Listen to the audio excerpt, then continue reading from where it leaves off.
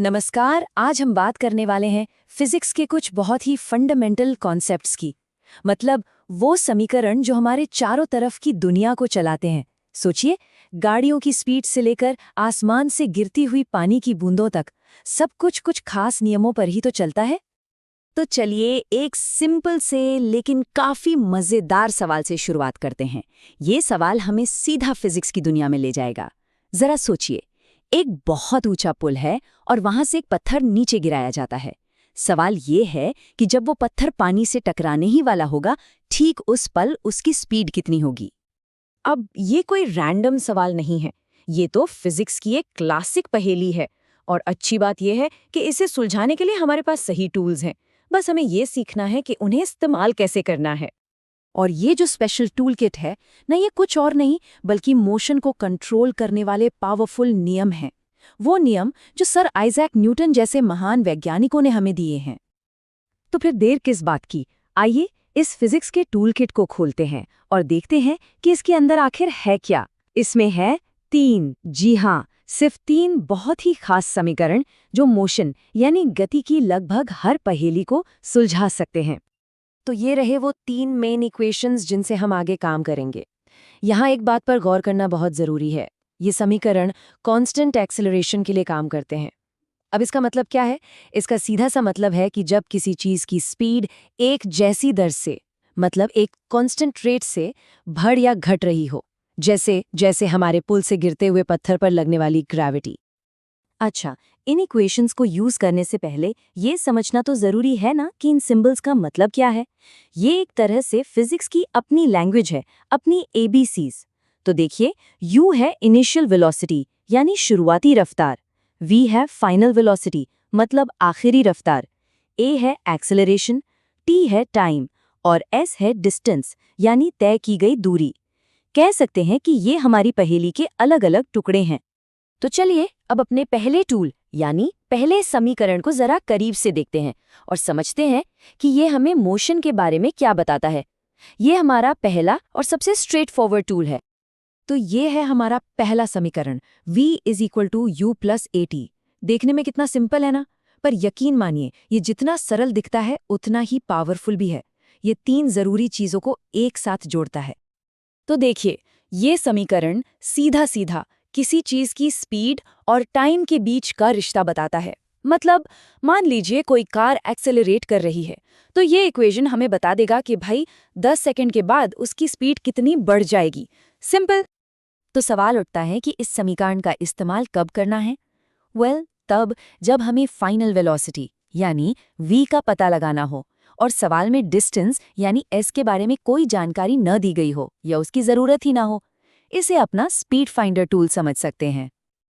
लेकिन सोचिए, अगर हमें फाइनल स्पीड से मतलब ही ना हो, अगर हमें ये जानना हो कि कोई चीज चली कितनी दूर, उसके लिए क्या करेंगे?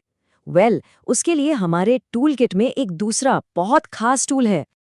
ये है दूसरा समीकरण, S = UT + ½ AT²। हाँ, ये पहले वाले से थोड़ा लंबा जरूर लग सकता है, पर इसका काम बहुत ही खास और जरूरी है। ये है हमारा डिस्टेंस फाइंडर। इसकी सबसे बड़ी खासियत जानते हैं क्या है? ये कि हम फाइनल स्पीड को जाने बिना भी ये पता लगा सकते हैं कि कोई चीज कितनी दूर चली।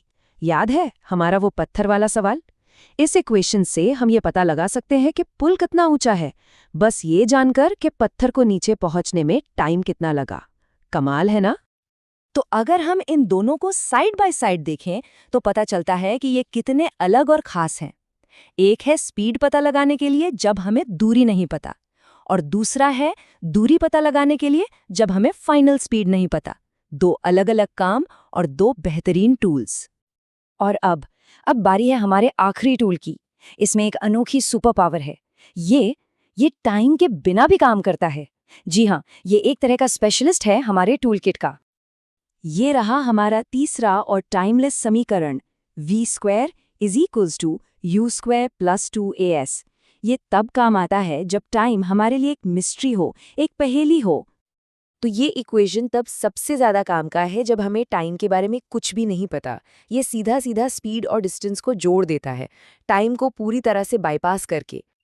तो इसका रूल ऑफ थंब बड़ा सिंपल है।